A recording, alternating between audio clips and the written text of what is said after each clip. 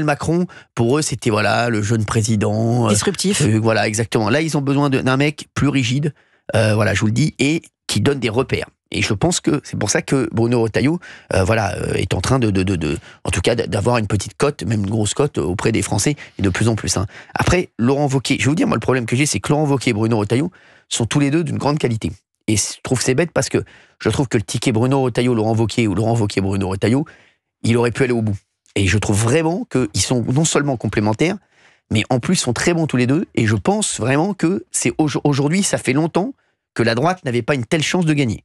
Et j'ai peur qu'avec cette guerre interne, mais il y a un scénario, il y a le scénario du pire, c'est contestation de résultats, personne ne reconnaît la victoire de l'autre. On ne va pas voir le pire. Regardez la primaire de la droite. Pardon ? La primaire de la droite, qu'est-ce qui s'est passé ?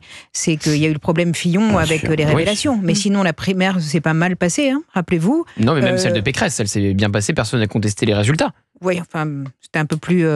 c'était pas la même primaire, quand même. Hein. C'est pas le même résultat. Non, mais je veux dire, la primaire de la droite en 2017, c'était quand même une énorme... Enfin, 2016, c'était énorme. Même Ciotti, Retailleau. Ouverte.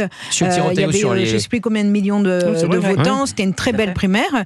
Et ben, il n'y a pas eu de guerre, il n'y a pas eu de contestation. Non, mais c'est pour ça, le problème est venu après. Après, c'est pas pour ça que je suis pour la primaire.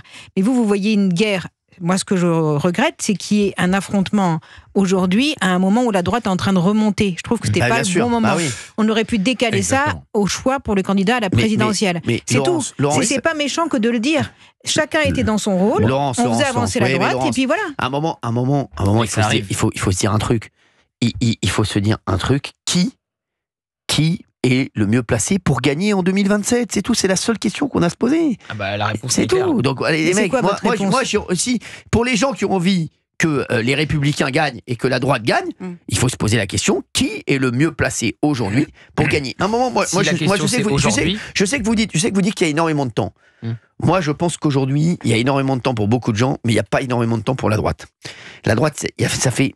Il y a eu trop d'années de carence, de disette pour la droite. Et aujourd'hui, il se passe quelque chose. Et mec, il se passe quelque chose, on se dit, on y va à fond. On se dit, on se réunit, on se met tous en... Exactement. Ça peut... Mais là aujourd'hui, c'est un miracle pour eux. C'est un miracle. Entre ce qui s'est passé depuis la dissolution de l'Assemblée jusqu'à maintenant, il s'est passé un miracle. Le hold-up de Matignon avec Michel Barnier. Bien sûr. Alors qu'il n'y a même pas 50 députés LR. Mais c'est incroyable. C'est incroyable. Comme ce qui s'est passé pour Emmanuel Macron. C'est comme ce qui s'est passé pour Emmanuel Macron lors de la première élection.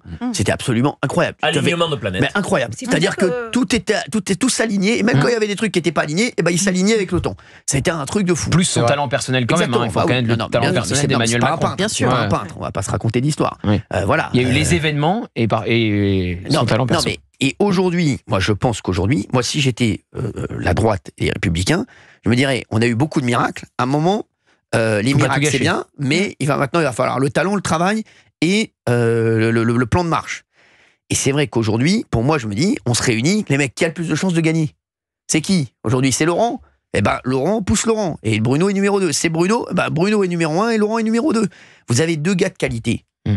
Franchement, c'est vrai. Et je suis désolé. Et c'est vrai qu'aujourd'hui, vous avez peut-être une chance de gagner. Parce que là, vous réfléchissez en chef d'État et pas en ambition personnelle. Oui, j'ai peur que vous gâchiez vos chances avec toutes ces conneries.